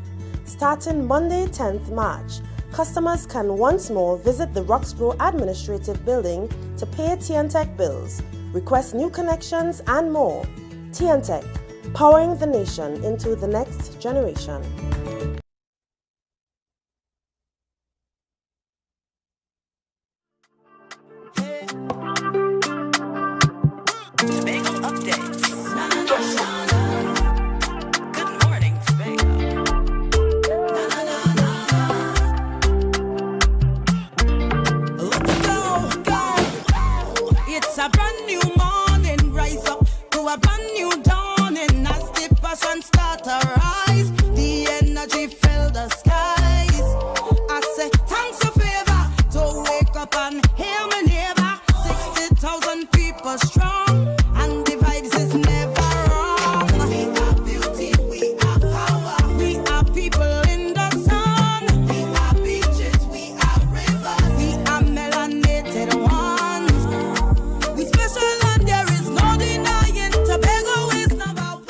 Welcome back to Good Morning Tobago on Tobago Updates. Well, viewers, we've been seeing what had took place yesterday with the Tobago Rhythm and Soul Festival a major disappointment for a lot of fans here in Tobago, especially of Buju Banton, because of course, as you know, by now he is unable to come due to some health reasons. But of course, replacing him would be Stephen Marley. But here's a look at what Mr. Banton said. Disappointed time, but trust and believe your love and your admiration and your support have been overwhelming over the years, and we plan to make it back up to you. Nothing is more important and nothing is more vital than health. So right now I'm in the throes fighting for a good friend's life. So until then, I see you soon. I catch up with you. I've been blessed, I've been touched. I love just so much. They keep fighting me. I'm not giving up. May the realms of Zion fill my spiritual cup. Wisdom overstanding must never be too much. All right, so viewers, there you have it. Just a little update from Mr. Buju Banton himself, apologizing for not being able to make it on April 20th for the Tobago Rhythm and Soul Festival. And of course, we know that it's a major disappointment. But if you want to have a conversation about that this morning, we are opening our lines. So our number would be there on our screen, and it's 284-6597. 284-6597. So if you want to give us a call and give us your thoughts on what's been happening, these developments. Now, he will be replaced by Mr. Stephen Marley. Of course, that's one of the sons of legend, Mr. Bob Marley. And so hopefully we can still have a good concert. That's the hope. I know there was a lot of debate on social media. Right as soon as the announcement was made, there was a lot of people saying that they want a refund because the only reason why they were going to the concert was to see Buju Banton. And we know that Mr. Cowan, the CEO of the Tobago Festivals Commission, said that refunds will be available. So for those that would want it, yeah, so there you have it. I mean, just a little update. Now, of course, there is a little bit more controversy with this whole thing. We would have heard last night from the minority leader who claimed that there is more to this than just a medical incident, an emergency medical incident that is preventing Mr. Buju Banton from being able to come here. So he claims that there is something nefarious with what's been going on with the company that the THA, the Tobago Festivals Commission, actually partnered with, and that is in the form of High Frequency Entertainment Limited. So according to Mr. Morris, this company has listed on the registry of companies to Trinidad and Tobago. It stated that its status is struck off. So Mr. Morris is now raising questions about this company and why the Tobago Festivals Commission found it a good idea to partner with them to make this concert happen. So those are just some of the developments. We want to hear from you, of course. What are your thoughts on this? How do you feel about the fact that Mr. Banton is no longer going to be here? Do you think Mr. Stephen Marley is enough to draw it together? Now, on the other hand, there is a number of artists from Trinidad and Tobago, especially here in Tobago, that is slated to be on that stage as well. I would have seen something from Ms. Darian Phillips, who stated that, you know, let's not try to politicize this too much, because at the end of the day, this was also going to be a stage for a lot of local artists, and there needs to be more things like this to support and to give local artists that platform. So she was basically calling out people to, you know, don't be so quick. Just because Buju Banton is no longer coming, don't be so quick to cancel, because let's try to still support our own local artists and still try to have a good time. So the numbers there are on your screen, 284-6597. So please give us a call and let us know what you think about all of this. Now, do you think that there is something to be investigated with this company that the Tobago Festivals Commission has partnered with, which is High Frequency Entertainment Limited? That this matter was raised last night at a PNM platform, PNM public meeting. You know, just raising some concerns about, you know, who's this company? Why did the THA decide to partner with them? You know, is there anything nefarious? So we are hoping that probably within sometime during today, maybe tomorrow, we might get some more answers on this. But we know this is definitely a big upset for the entertainment space right now, and I know a lot of you have your views. And of course, this is also being politicized because we are in that silly period called election time. We know tomorrow is nomination day, and we are expecting quite a lot of people showing up to send in their nominations to know, going up for East and West. Now, our numbers so far, we have probably about 6 or 7 people who have expressed their intent to contest the Tobago West seat, and just about 5 persons in the East. So it's going to be an interesting time tomorrow. We're going to see what's happening. Of course, we know that the EBC has the final say on who the nominees would be. But of course, we know that there are also people that have expressed their interest. So far, we know in the West, we have the PNM incumbent, Ms. Champa Kajo Lewis. Then we going up against, so we have the TPP's Joel Notsi Sampson. PDP is sending up Mr. Curtis Douglas. The Patriotic Front is sending up Miss Arita Clark. And the IDA is sending up Ms. Kay Trotman. And we also have Nikosi Phillips for the UTP, who will be contesting, and Leroy George as an independent.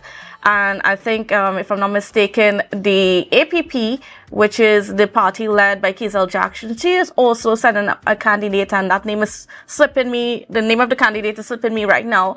But so that's about 7 persons, going up in the West. And then in the East, of course, we know we have the incumbent for the PNM, Miss Ayanna Webster Roy, who's seeking a 3rd term. And going up against her, we have Mr. David Thomas from the TPP, as well as Mr. Watson Duke from the PDP. We also have Mr. Gerald Balfour from the IDA that will be going up, and Wayne Carruth for the Patriotic Front. So another tough contest there in the East. It is seeming to be one of the elections in Tobago, at least, where we've seen the most amount of candidates going forth. I think the closest time that we might have had to this was perhaps 2015, where we had perhaps like 5 or 6 persons going up in the East, and about 4 or 5 persons in the West. So a lot of people interested in bringing what they believe the representation that Tobago needs. So you could also render your thoughts on those developments, and what are you expecting from tomorrow, of course, nomination day. So the numbers are on your screen, 284-6597, 284-6597. So we would like to hear from you. What are your thoughts on what's been going on? What do you think about the election campaign as well? How do you think it's been shaping up? There is so much that has been said already, even though we haven't seen too many rallies yet taking place, but there's been a lot of comments going back and forth, especially on social media. And of course, we know with the times that are changing, we're seeing a difference in how political parties and so on campaign. So, it's very, very interesting times. So we are going to take a short break, and then we'll be right back.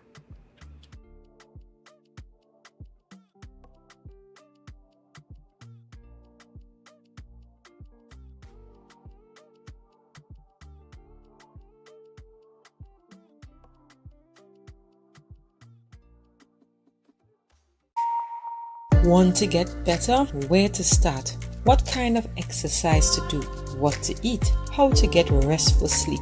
Need a doctor to search for root cause? Look no further. Come to Majuba Hill Lifestyle Center Foundation at our Wellness Center in Goodwood, or Food Hub in Darrow Springs, Scarborough, or Doctor's Office in Goodwood and Darrow Spring. Contact 49 Swift 4979438.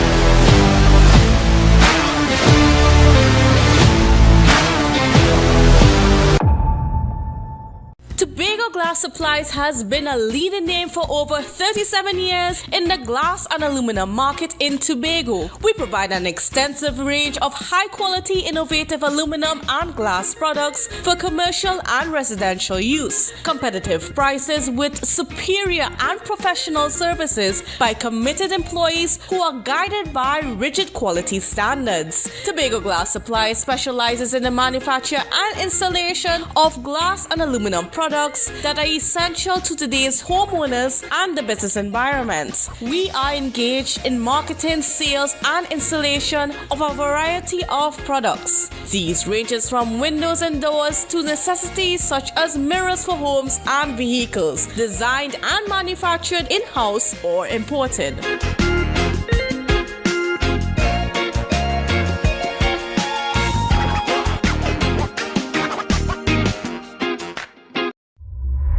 You've heard a voice on the radio, seen her in your worship, and have sung her songs during your time of praise. Sinesh. Everybody now, let's go! Sinesh comes to Tobago for Melodies from Heaven on April 17th. The Shore Park Complex alights with praise and worship from 6 p.m. for Melodies from Heaven featuring Sinesh. I shall not want. Samuel Maydess. I can't be the only one who's excited to call your name. Positive. Me never could have changed my mind. Blessed Messenger. Give blood of Jesus over your family. Renee Fortune and many more. From my head to my feet. Get your physical tickets now. Tickets are also available online at islandetickets.com. Visit TobagoFestivalsCommission.com for more info or call 639-4441. April 17th at Shore Park Complex. Melodies from Heaven. Tobago Rhythm and Soul Festival 2025. Feel the beat. Embrace the calm. When the game is on, you don't want to miss the best moments. With AMPLIA TV, you can enjoy our ultimate sports package and watch your favorite games on the go. Stay connected and informed with sports news, scores, and stats with AMPLIA's fastest internet speeds. Up to 1 gigabyte fiber internet, you can stream riveting football action, cricket, NBA games, and much more. With AMPLIA, it's game on. Visit amplia.co.tt or call 800-4663. AMPLIA. Do more, live more. Rotisserie, mouth-watering fries, salads, combos, and specials galore. Feeling for something to eat? Come and see. Our rotisserie is seasoned to the T. Kicking chicken, masala, and jerk roast. Crispy fries made from scratch. Who do you know can't beat that? Or salads freshly cut and packed. When you taste it, you'll be wanting to come back. So come check us out on number 2 Robinson Street, Uptown Scarborough, Tobago. We open on Saturday nights from 7:30 to 11:30 p.m. Monday to Thursday, we're open from 10 a.m. to 9:30 p.m. and on Friday, 10 a.m. to 4:30 p.m. Contact us at 772-7443 and all social media handles at The Rotisserie Factory. So guys, there are some new developments in housing in Tobago. So it's goat racing time. This is 116, the show that keeps you in the know with all things Tobago House of Assembly. Each week, 116 delivers a fun and engaging overview of the latest developments, achievements, activities, and events of our dynamic assembly. So join me. Let's dive into the Tobago House of Assembly's Week in Review right here on 116.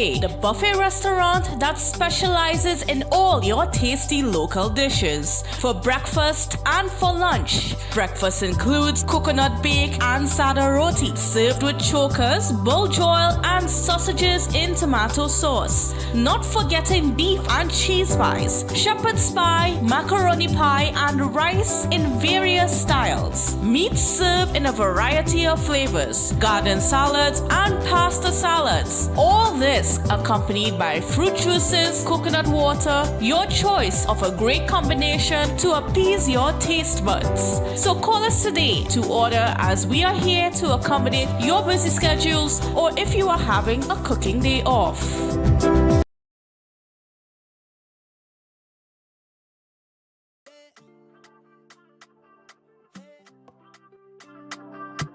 Tobago updates. Good morning, Tobago.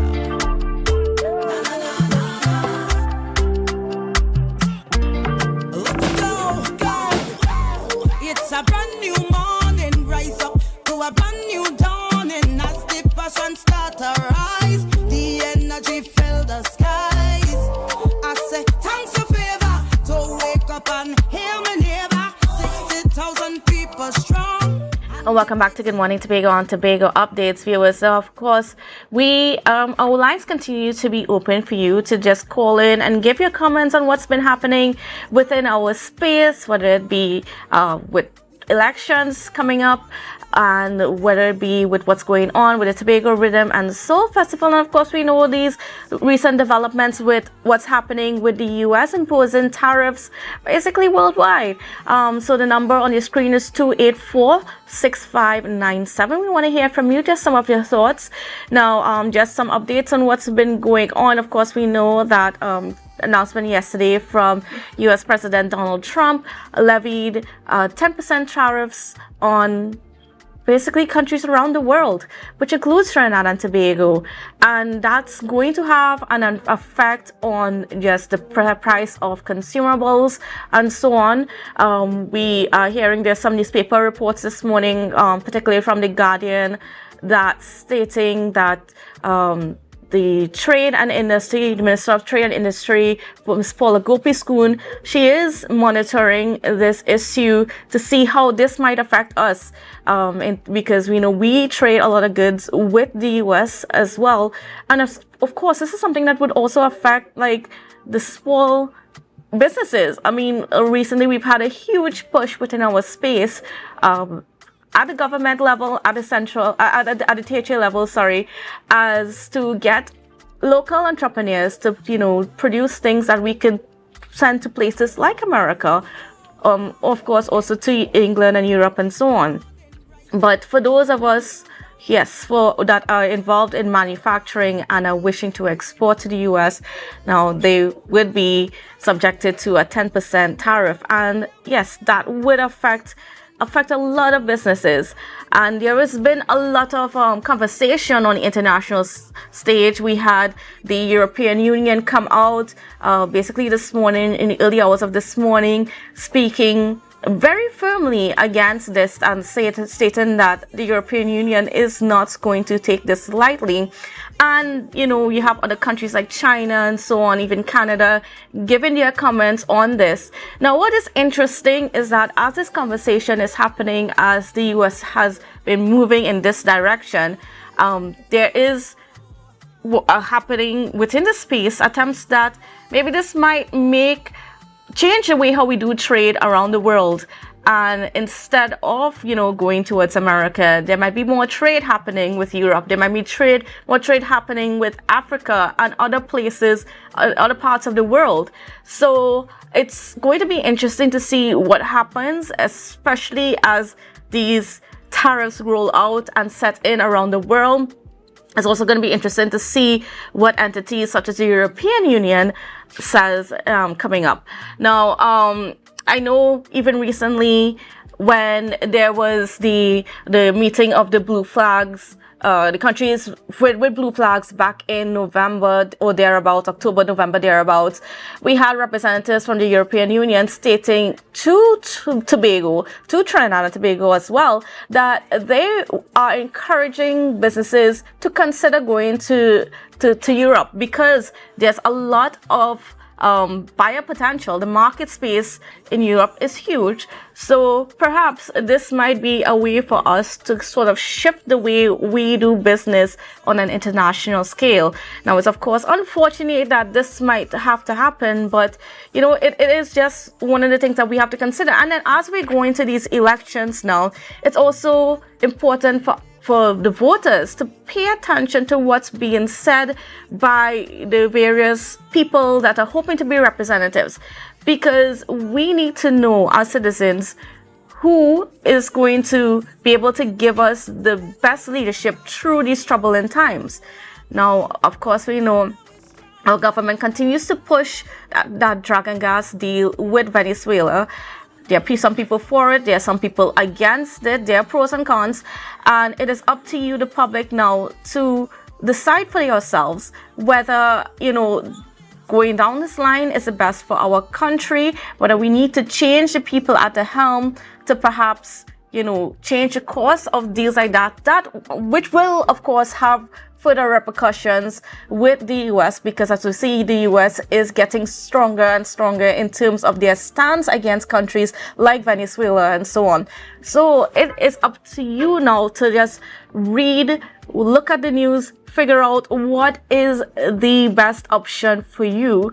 What do you think that the country should be going on? It's important to listen to all sides and not just people's opinion, not just random people's opinions, but really listen to the facts to decide for yourselves who are the best people to pick. You know, we're seeing one of the things that was said yesterday by President Trump is the idea that there are some countries that try to float the dollar against the US dollar, which of course is something that we've been trying to do. Okay, we have a caller online. Good morning and welcome. Yes, good morning. Good morning. How are you going this morning? Welcome to the show. All right, good morning. Listen, I'm calling as a concerned Tobagonian, really. And first I'll start off with the political situation. For me, and I know for many other Tobagonians, if we are really conscious and we are really thinking about moving this island to the greatest island on the planet, which I love that tagline, I can't see any conscious Tobagonian looking at the issues, looking at what Tobago finds itself in terms of its level of development and so on, can support anything more than the TPP. For me, I would support the TPP. I can't see anybody supporting the PNM. And my reasons for that is that when you listen to the PNM are only selling dependency. PNM are only selling dependency, and they're only holding out a begging bowl where Tobago is concerned. And we need to move way beyond that. And see shows Tobago true potential in terms of investments and so on. As it is at this point in time, we can't get an investment done because we don't have the power to give investors things like you know, some of the benefits that they would do to do investors. So we have to get things from approval from Port of Spain. When you look at the situation where the quarry could have been earning substantial revenue for Tobago directly, that could have gone back into the economy in Tobago to do the kind of development with our roads and many other areas. We have to get a sign off from a minister in Trinidad who is blocking the assembly from exporting. As I was hearing, we could have earned about $1.4 billion in revenue. These are the things. So if a person is conscious in Tobago, there is no way you could support a colonial type system that is coming out from Port of Spain. We need to move on from there. Tobagonians need to really grow in their mind and wake up. Don't be fearful and support your homegrown Tobago party here. And for me, my choice is the TPP. On the issue of what America is behaving, listen, let me tell you, you need to go to YouTube where a lot of even people in America is speaking out. Those people who are really conscious of what's going on. The empire, which is the US, is falling down. It's coming to an end. And they don't know how to deal with it. And that is happening with them and with Europe. If you look at global world events from way back, You see where the Greek has fallen, the British has fallen, and so on. Those empires have fallen. And what is happening now with the US, it is falling, and it's falling fast because of the other parts of the world is stepping up, like China, India, and those places, and Africa is right behind them. This is what is happening, and America don't know how to start dealing with that. And so that's why they're behaving like this big bully over the entire world right now, showing off and flexing its muscles and so on. But that's only for a short time. That will soon come to an end as well. All right? So how we bear with it, that's another challenge. But that is my contribution this night. Certainly, and thank you so much for giving your opinions on what's been going on with a lot of these things that are affecting our lives. And it sort of also brings the point, the fact that we need to pay attention because, you know, it's easy for us to, you know, write off what's going on the international scenes and be like, we don't need to worry about that and stuff and only focus on what's been happening here locally. But the truth is, because we live in a global space, we really do need to pay attention, and it's important to listen to the conversations. Listen to what. And how do we grow? Because we are way behind. And I'm telling you, I speak to many of my Caribbean neighbors that I have family in the Caribbean, and they're laughing at Tobago. They're saying, Tobago, why are you still under Trinidad in that way, where you can't decide on things for yourself? You see, and one of those issues was the issue with the airport, how people walk in, how they just walk in and disrespect the THA, and just build the airport and kept them out from even visiting that site, and then further the kind of embarrassment, the humiliation to the THA in terms of being left out of speaking and the kind of behavior and so on. So, you know, we really need to step up in Tobago. We need to really become more conscious and so on about what is going on in our space, and we need to really grow. Tobago need, you know, to start doing major investments. We could be a transshipment point. We could have we call this kind of banking that some of the islands are doing and so on. You know, we have to grow. We are only dependent. Our situation is that we are totally 100% too dependent on Trinidad, and they're bent on keeping it that way. And the PNL is what is doing that. They are dividing Tobagonians and keeping Tobagonians dependent. You need to wake up from there and move on. All right. Well, thank you so much. Okay. Yes. And I mean, so yes, viewers, remember the lines are still open. So if you want to contribute, 284-6597, 284-6597. And like I said, it's important now to consider, because we can't just consider things locally as we look ahead at these elections. We have to consider things internationally. We have to consider also which representative can best navigate these issues, because it is going to be an interesting coming weeks, coming months, as we see things change within the trading relations, not just with the US, but I'm speaking about the European Union, all of these other places. How do we pivot ourselves? Now, if this is what is happening with America, then as a country, we need to perhaps refocus our trade agreements elsewhere. How do we do that? And through which people? We have another caller on the line. Good morning and welcome to you, sir. Well, ma'am. Hi, good morning. Good morning. How are you? I'm fine, thank you. Am I on air? Yes, you're on air, so you can go ahead. Okay, that's great. So I'm listening to the commentary, and it's so interesting, the political commentary that's coming out of Tobago, and to listen to how Tobagonians feel about having their own representative from a political party based in Tobago. But I am not hearing a lot about what would happen if the Tobago West and Tobago East seats are won by a Tobago-based party. That would mean a victory for the UNC, which means that the Prime Minister would now be Kamla Persad-Bissessar. And I remember specifically during the time that the UNC was in power in Trinidad and Tobago, Tobagonians were treated, I mean, it was borderline embarrassing. They were marginalized. I mean, if we could go back in history and look at the way that Tobagonians were treated with disdain under that government. So I'm not hearing an expansion of the discussion about what would happen as a result of a party that is based in Tobago. So that would be like the PDP or the TPP.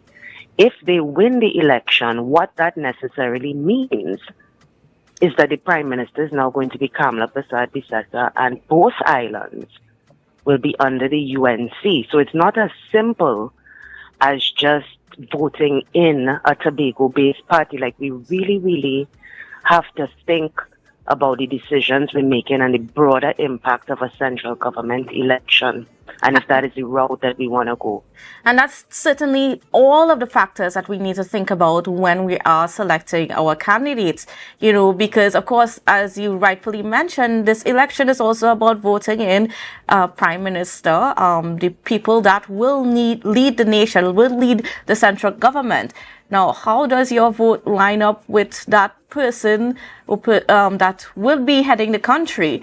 Those are things that we need to consider very carefully as voters. And of course, this is a conversation that you can expect us to go more into here at Tobago Updates as we get through the next few weeks, as we get to meet the candidates, because we intend to meet with all the candidates, have conversations with all the candidates and explore these things, because it is not just about simple little things, we need our roads fixed. It's not just about those little things. It's at a whole macro level, it's at the central government level.